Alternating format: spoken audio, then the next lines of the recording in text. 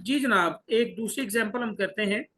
ये accounting rate of return की example, आप कह लें कि ये पहली एग्जांपल थी। ठीक है, अब जो है वो एक और एग्जांपल मैं आपको प्रोवाइड करता हूँ ताकि आपको बात अच्छी तरह से समझ में आ जाए। एग्जांपल टू क्या है?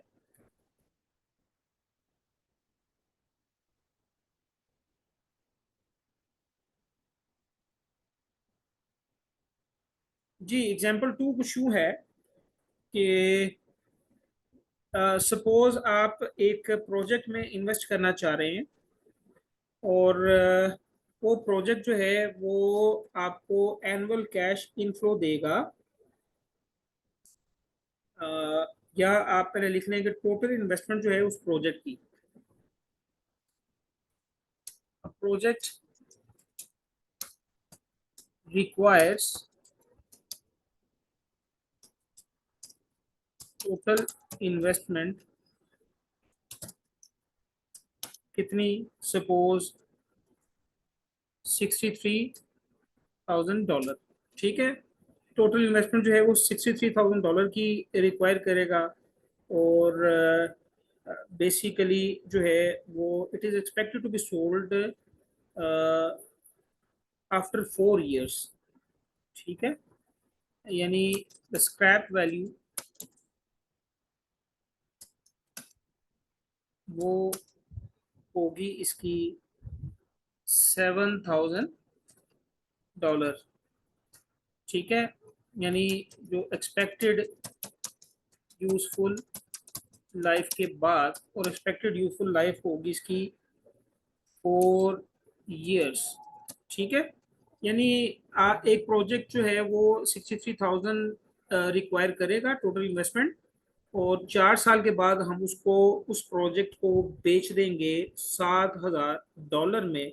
ठीक है, लेकिन इसके साथ साथ जो है it is expected to yield annual cash inflow,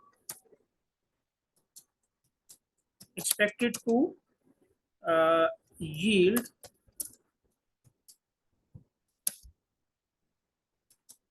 annual cash inflow।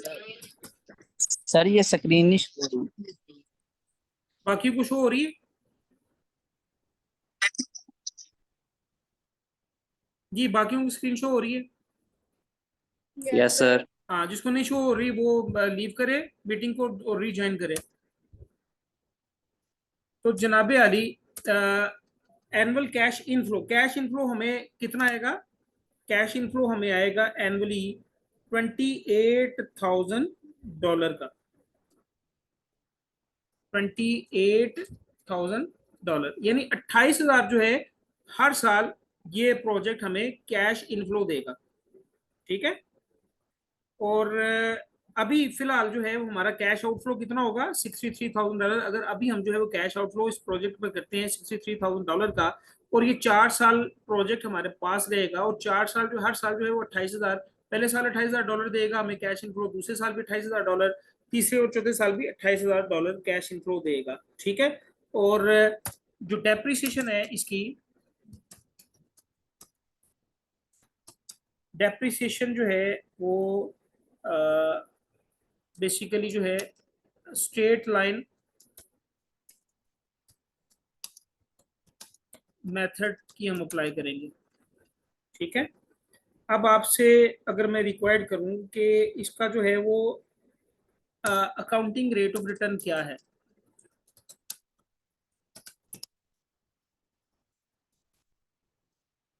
ये हमने बताना है। अकाउंटिंग रेट ऑफ रिटर्न,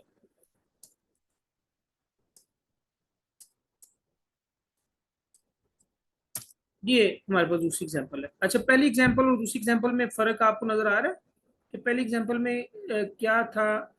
ऊपर जो हमने ये एग्जांपल देखी, और ये दूसरी एग्जांपल में क्या फर्क है?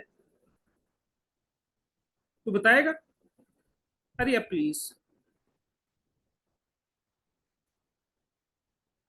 पहली एग्जांपल और दूसरी एग्जांपल में क्या फर्क है?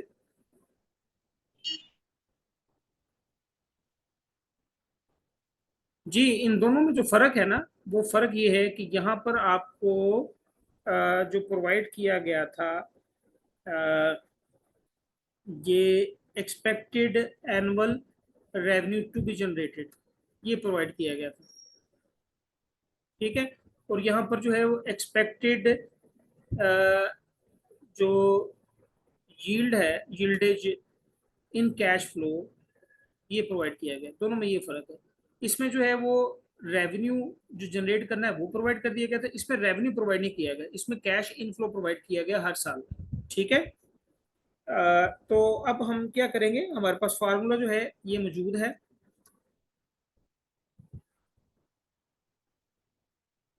फार्मूला क्या है, average annual profit divided by average investment multiply by 100।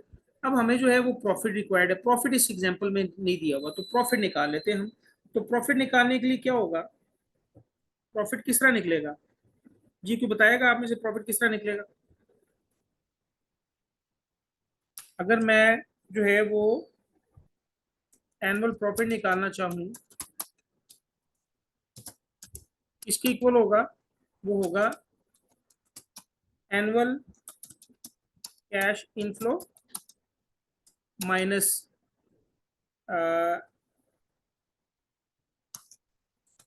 Annual expenses to be incurred. ठीक है, अब अगर मैं यहाँ पर जो है वो एनुअल कैश इनफ्लो देखूं, तो एनुअल कैश इनफ्लो कितना दे रहा है, एनुअल कैश इनफ्लो हमें उसने प्रोवाइड कर दिया कितना, बताएंगे जनाब, $28,000। ठीक है, इसमें से माइनस कर देते हैं क्या, एनुअल एक्सपेंसेस। अब एक्सपेंस क्या है, इस पूरी एग्जांपल में कोई बताएगा एक्सपेंस कितना हो रहा है हमारा?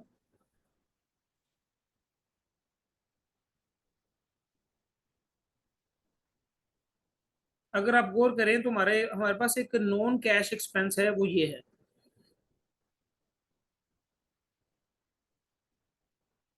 ठीक है, ये ग्रे शेड में जो नॉन कैश एक्सपेंस डेप्रिसिएशन का, तो यहाँ पर जो है वो आप एक नॉन कैश एक्सपेंस निकाल लें। ठीक है, यानी एनुअल डेप्रिसिएशन इसकी इक्वल होगी, डेप्रिसिएशन एनुअल, वो कॉस्ट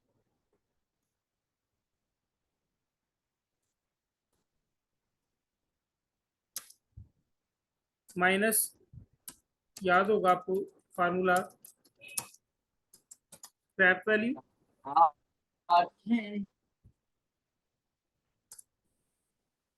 और divided by estimated useful life. ये हमारे पास फार्मूला है एनुअल डेप्रिसिएशन का। तो कॉस्ट, कॉस्ट कितनी दी हुई है, इस फार्मूले को हम यहाँ पर लिख लेते हैं जनाब, यहाँ नीचे करके लिख देते हैं ताकि मुझे वो नजर तो आए क्वेश्चन में।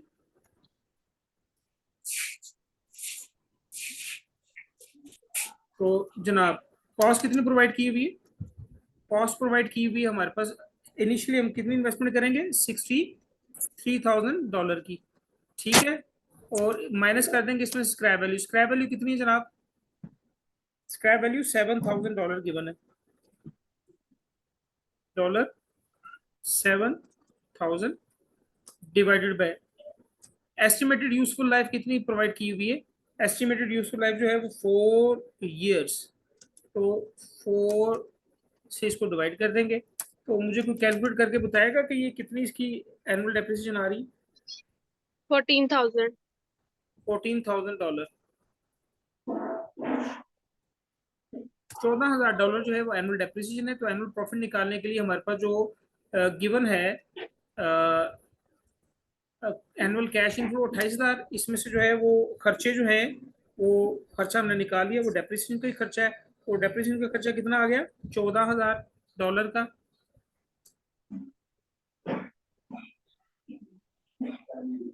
ठीक है, और मुझे कोई बताएगा कि हमारे पास जो है वो एवरेज एनुअल प्रॉफिट कितना आ गया, 14,000 जा रहा है। $14,000 ही आ गया। ठीक है, $14,000। ठीक है, तो ये हमने जो है वो अपना एनुअल प्रॉफिट निकाल लिया, और एनुअल प्रॉफिट को जो है वो हम यहाँ पर रखेंगे फार्मूले में, ARR निकालने के लिए हम क्या करेंगे, एवरेज एनुअल प्रॉफिट वो हमने कैलकुलेट किया $14,000, ठीक है, और divided by average investment. Average investment के लिए क्या फार्मूला होता है जी? एवरेज इन्वेस्टमेंट का फार्मूला ये ऊपर लिखा हुआ है, आपको शायद याद हो कि नहीं याद हो, ये एवरेज इन्वेस्टमेंट, ठीक है। तो यहाँ पर हम रखते हैं एवरेज इन्वेस्टमेंट, तो यहाँ नीचे रख देते हैं ये ओरिजिनल कॉस्ट,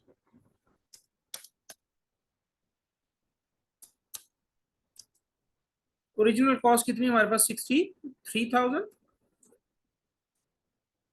ठीक है, प्लस स्क्रैप वैल्यू कितनी है, 7,000, divided by 2, plus additional working capital requirement नहीं दी हुई, इसका मतलब है कि एडिशनल वर्किंग कैपिटल कोई रिक्वायर्ड है ही नहीं। तो इसको काइंडली जरा मुझे कैलकुलेट करके बताएंगे कि कितना आ रहा है ये। 35,000। $35,000, $35,000। ये हमारे पास जो है वो एवरेज इन्वेस्टमेंट आ गई। फार्मूले में जो है वो एवरेज इन्वेस्टमेंट हमने रखनी है 14,000, एवरेज एनुअल प्रॉफिट निकाला हमने, डिवाइडेड बाय $35,000, और इसको हमने मल्टीप्लाई कर देना किसके साथ, 100 के साथ। तो आप मुझे बताएंगे कि हमारे पास जो है वो ARR कितना आया। सर 35,000 है, आपने 45 लिख दिया। वेरी गुड, इसका मतलब है सब आप जाग रही हैं, सब बाकी सारे सो रहे हैं। तो ये 35 हम लिखेंगे यहाँ पर, बिल्कुल ठीक है जनाब। तो मुझे बताएंगी बेटा इस सब की कितना जो है वो ARR आया हमारे पास।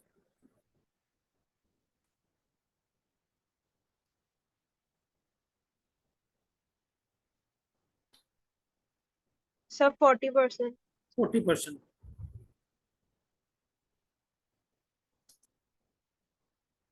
ये हमारे पास जो है वो ARR आ गया। अच्छा, अब आप मुझे ये बताएं कि ये दो एग्जांपल आपके सामने हैं, एक ये एग्जांपल है, ठीक है, इसको हम जो है वो हाईलाइट कर देते हैं, और एक ये एग्जांपल है, इसको भी हम जो है वो हाईलाइट कर देते हैं किसी दूसरे कलर के साथ। अच्छा, अब आप आपके सामने है कि एक ये एग्जांपल है दूसरी, और एक पहली वाली एग्जांपल है। इस एग्जांपल में जो है वो आपको कॉस्ट कितनी चाहिए थी, $75,000, ठीक है। इस एग्जांपल में कॉस्ट कितनी चाहिए, $63,000, और इसकी एक्सपेक्टेड यूजफुल लाइफ जो है वो 5 साल है, इसकी एक्सपेक्टेड यूजफुल लाइफ जो है वो 4 साल है, ठीक है। ये आपको जो है वो अकाउंटिंग रेट ऑफ रिटर्न जो है वो 30% देगा, और ये जो है वो आपको अकाउंटिंग रेट ऑफ रिटर्न जो है वो 40% देगा। तो आप बता सकते हैं कि अगर ये दो ऑप्शन आपके पास मौजूद हों, ठीक है, और हम ये एज्यूम करते हुए कि हमारे पास जो है वो कैश इन हैंड की कोई कमी नहीं है, कैश इन हैंड हमारे पास बफर पड़ा हुआ है, whether we are going to invest in project 1 और प्रोजेक्ट 2, ठीक है। यहाँ 75,000 चाहिए, यहाँ $63,000 चाहिए, कैश का कोई मसला नहीं है, वो 75 भी हम अरेंज कर लेंगे, 63 भी अरेंज कर लेंगे। मुझे आप सिर्फ ये बताएं कि अगर मैं आपसे कहूँ कि आप इन दोनों में से कोई एक प्रोजेक्ट में इन्वेस्ट करना चाहें तो किस प्रोजेक्ट में इन्वेस्ट करेंगे, सेकंड। क्यों?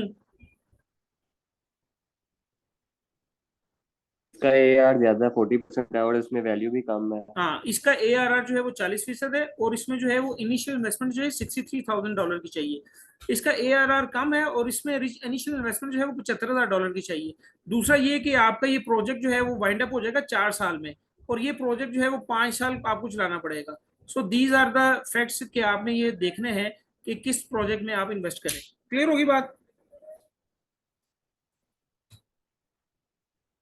जी, यस पॉइंट सर। क्लियर है। अच्छा, अब जो है वो इसके कुछ एडवांटेजेस हैं और डिसएडवांटेजेस हैं। एक तो ये थोड़ा सा जुबानी सुन लें कि इसका एडवांटेज क्या है, अकाउंटिंग रेट ऑफ रिटर्न को कैलकुलेट करने का ये आसानी से जो है वो इजी और सिंपल है कैलकुलेशन में, ठीक है।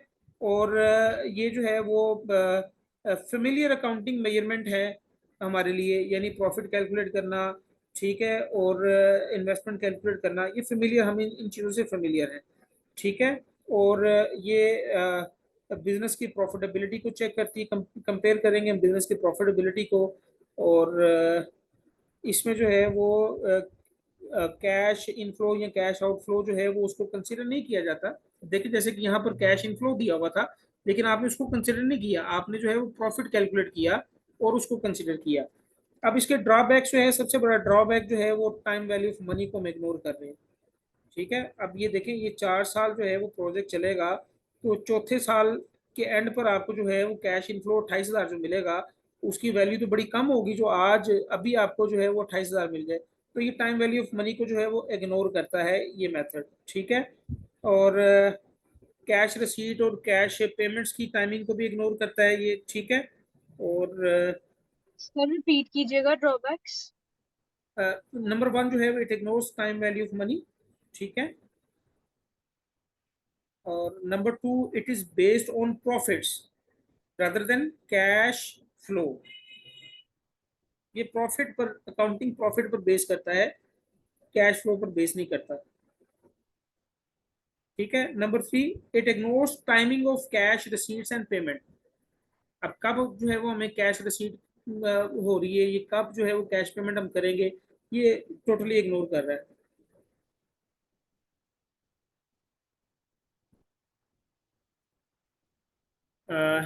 और इसके अलावा जो है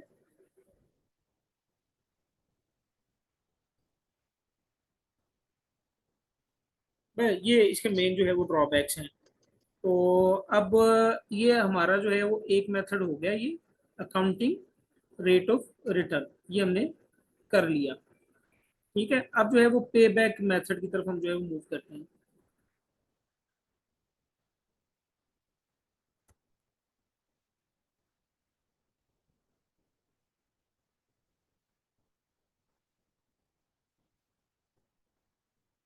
अभी ये नॉन डिस्काउंटिंग टेक्निक्स हम चला रहे हैं। अब जो है वो हम नॉन डिस्काउंटिंग टेक्निक में जो है वो पे बैक मेथड को चेक करते हैं। पे बैक मेथड,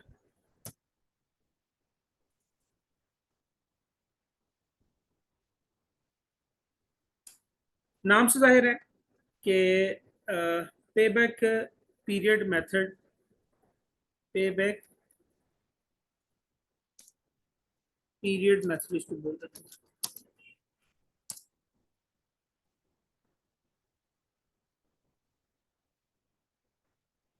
नाम से जाहिर है कि ये जो है वो हमें बताएगा कि कितने अरसे में हमें पे बैक मिलेगा। यानी अगर हम 5 लाख जो है वो अभी इन्वेस्ट कर देते हैं, और इस प्रोजेक्ट की यूजफुल लाइफ जो है सपोज 5 साल ही है, तो क्या 5 सालों में हमें जो है वो पे बैक मिल जाएगा, या 5 साल से ज़्यादा में रिक्वायर्ड होगा हमने जो 5 लाख इन्वेस्ट किया है उसको वापस लेने में। ठीक है, इसमें जो है आप इसको यूँ समझें कि इसमें भी दो सिनेरियोज होते हैं। Number one scenario, pay back period with even cash flows. यानी इवन कैश फ्लो से मुराद क्या है? इवन कैश फ्लो से मुराद ये है कि हर साल जो है वो same return, same cash inflow या कैश आउटफ्लो हो रहा है। ठीक है, तो आप इसको, इसका पे बैक पीरियड किस तरह निकालेंगे? Under this scenario, pay back period with even cash flow. So अभी इसको एक एग्जांपल के साथ आप अच्छी तरह समझ जाएंगे। पे बैक पीरियड आपने कैलकुलेट करना है, is equal to original cash outflow divided by constant annual cash inflow.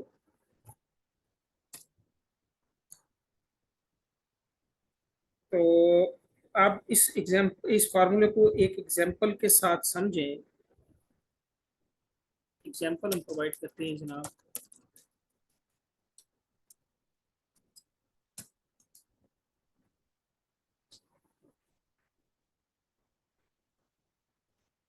Example 1 इसको दे देते हैं, ठीक है। एग्जांपल 1 में ये कह रहा है जनाब, suppose cash inflow are expected to be, एक प्रोजेक्ट है, उसका कैश इनफ्लो जो है प्रोजेक्टेड कैश इनफ्लो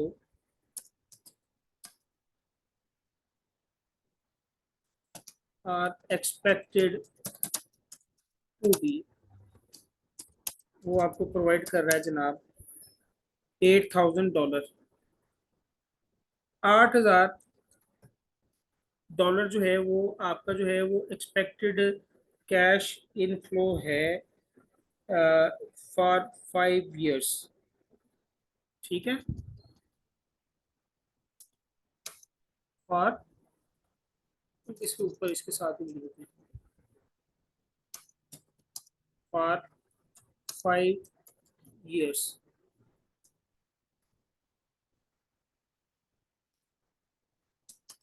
यानी एक प्रोजेक्ट में आप इन्वेस्ट करेंगे, वो प्रोजेक्ट जो है वो 5 सालों के लिए है, ठीक है। और आपको जो है वो हर साल जो है वो 8,000 जो है वो कैश इनफ्लो मिलेगा, ठीक है। और इन्वेस्टमेंट जो है, investment in this project is equal to $24,000। यानी अभी आप अगर 24,000 इन्वेस्ट करते हैं, अभी अभी आपका कैश आउटफ्लो जो है वो 24,000 है, तो आपको 5 सालों के लिए ये 8,000 जो है वो डॉलर आपको प्रोवाइड करेगा, ठीक है। अब आपने बताना ये है कि इस प्रपोजल के लिए कितने साल लगेंगे कैश इनफ्लो के लिए। अगर आप कैश इनफ्लो पे बैक अपना चाह रहे हैं कि आप 24,000 अभी अगर आप इन्वेस्ट करते हैं तो कितना अर्सा लगेगा आपको जो है वो अपना 24,000 जो है वो रिकवर करने में। सो क्वेश्चन ये है कि पे बैक पीरियड निकाल के बताना है आपने कि पे बैक पीरियड कितना इसके लिए होगा। ये बात समझ में आई है एग्जाम्पल, कि अभी आप जो है वो 24,000 इन्वेस्ट करते हैं, हर साल आपको 8,000 मिलेगा, तो कितने अर्से में जो है आप अपने 24,000 रिकवर कर लेंगे। पहले साल 8,000, दूसरे साल 8,000, कितना हो गया 16, तीसरे साल 24,000, फिर यानी फिर 8,000, तो इस तरह 3 सालों में आपको जो है ये कैश आपका पे बैक पीरियड है 3 साल। आल्दो की प्रोजेक्ट जो है वो 5 साल तक चलेगा, तो पहले 3 साल में जो है वो आप अपने जो है वो 24,000 रिकवर कर लेंगे। क्लियर होगी बात? जी मेरी आवाज आ रही है आप लोगों को? यस सर, आ रही है। समझ भी आ रही है कि नहीं?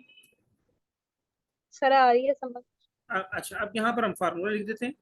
जी ये आपके पास जो है वो पे बैक पीरियड है, और ओरिजिनल कैश आउटफ्लो कितना आपके पास 24,000 का,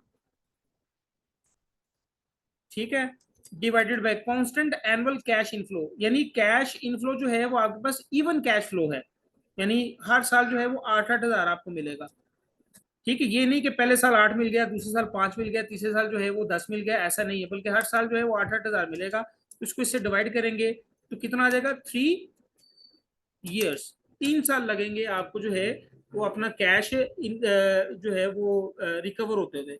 और ये प्रोजेक्ट चलेगा कितना अर्सा? जी मेरी आवाज आ रही है? मैं आप लोगों से पूछ रहा हूँ,